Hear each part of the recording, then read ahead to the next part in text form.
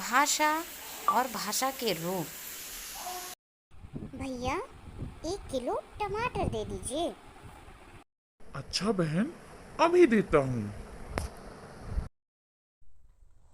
भाई साहब, बताइए चौराहा यहाँ से कितनी दूर है? यहाँ से थोड़ी ही दूर है। तो देखा बच्चों, इन्होंने अपनी बात कितनी आसानी से कह दी। एक ने बोल करके बताई और एक दूसरे ने उसकी बात को सुन करके समझी। इसी को बच्चों हम भाषा का रूप देते हैं। अगर हम भाषा शब्द की बात करें तो भाषा शब्द संस्कृत की भाष धातु से बना है, जिसका अर्थ है बोलना। यानी कि जो कुछ भी हमारे अंदर आ रहा है, हमारे मन में आ रहा, उसको हम अगर बोल करके बता रहे हैं तो वह भाषा है। अगर परिभाषा देखें तो भाषा एक ऐसा माध्यम है जिसके द्वारा मनुष्य अपने विचारों या भावों का आदान प्रदान एक दूसरे के समक्ष करता है। इस तरह बच्चों, भाषा के 2 रूप होते हैं। पहला है मौखिक भाषा और दूसरा है लिखित भाषा। भाषा का वह रूप जिसमें व्यक्ति अपने विचारों को बोलकर प्रकट करता है और दूसरा व्यक्ति सुनकर उसे समझता है, उसे हम मौखिक भाषा कहते हैं।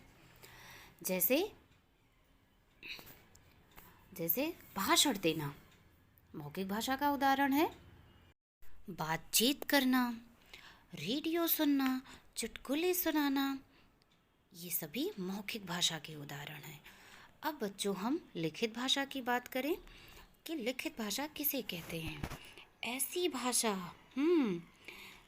जिसमें जब मनुष्य अपने विचारों को लिख करके बताए और दूसरे उसे पढ़ करके समझे, उसे लिखित भाषा कहते हैं। जैसे समाचार पत्र पढ़ना, पत्र लिखना, दोस्तों को ईमेल करना या मैसेजेस करना, ये सब क्या है? लिखित भाषा के उदाहरण हैं। अब बच्चों, अगर हम मौखिक भाषा और लिखित भाषा में अंतर की बात करें तो जो मौखिक भाषा है उसका विकास सबसे पहले हुआ। यह कह सकते हैं कि यह भाषा का मूल आधार है। और जो लिखित भाषा है वो बाद में आई है। जैसे आपने शिक्षा देखी होगी, जो पहले शिक्षा होती थी वह मौखिक रूप से होती थी।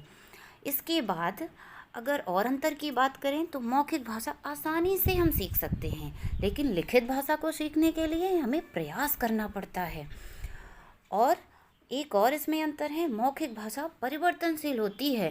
हम जब चाहें उसमें आसानी से परिवर्तन कर सकते हैं, लेकिन लिखित भाषा में हम परिवर्तन नहीं कर सकते। उसको हम बहुत कभी कभी बच्चों, हम संकेतों के ज़रिए भी अपनी बात दूसरों तक पहुंचाते हैं।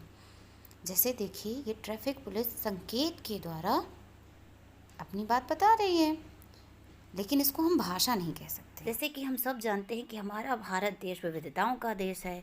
यहाँ भाषा को भी लेकर के बहुत सारी अलग अलग भाषाएं बोली जाती हैं। जैसे कश्मीर में कश्मीरी, पंजाब में पंजाबी, गुजरात में गुजराती, महाराष्ट्र में मराठी, केरल में मलयालम, सब ऐसे ही अलग अलग हैं। लेकिन हमारे संविधान में कुल 22 भाषाओं को ही मान्यता प्राप्त है।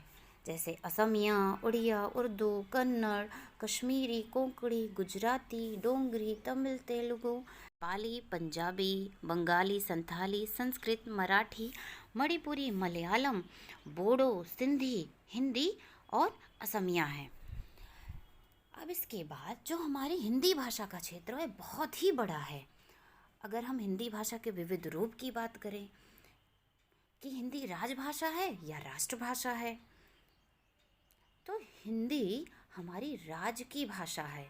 राज्य की भाषा यानी कि सरकारी कामकाज की भाषा, यानी कि ऑफिशियल लैंग्वेज। हिंदी कई राज्यों में बोली जाती है, जैसे दिल्ली, मेरठ और आसपास के क्षेत्रों में भी हिंदी भाषा बोली जाती है। तो हिंदी हमारी राजभाषा है। अब इसके बाद अगर हम राष्ट्रभाषा की बात करें कि आखिर हमारी राष्ट्रभाषा क्या है, तो ऐसी भाषा जिसका प्रयोग पूरे देश के लोग करते हों उसी को हम राष्ट्रभाषा कहेंगे। लेकिन अगर हिंदी की बात करें तो हिंदी का क्षेत्र बड़ा तो है, लेकिन हिंदी को राष्ट्रभाषा का दर्जा नहीं दिया गया है।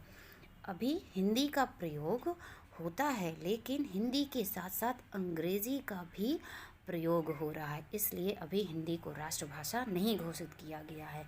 लेकिन अगर बात करें तो हिंदी ही राष्ट्रभाषा बनने के लायक है, यही हमारी राष्ट्रभाषा होनी चाहिए।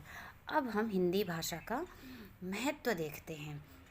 तो हिंदी भाषा इतनी सरल है कि जिस रूप में बोली जाती है उसी रूप में लिखी भी जाती है। अपनी सरल प्रकृति के कारण पूरे विश्व में फैली है, उसका क्षेत्र बढ़ता जा रहा है। हिंदी भाषा को 14 सितंबर 1949 को संविधान के अनुच्छेद 343 में हिंदी को राजभाषा का दर्जा प्रदान किया गया। तभी से प्रतिवर्ष 14 सितंबर को हम हिंदी भाषा दिवस के रूप में मनाते हैं। अब इसके बाद बच्चों यह हिंदी भाषा का टॉपिक समाप्त हुआ। अब इसके नेक्स्ट वीडियो में मैं लिपि से संबंधित वीडियो लेकर के आऊँगी। तो अगर मेरा यह प्रयास आप सबको अच्छा लगा हो तो प्लीज़ लाइक और सब्सक्राइब करें।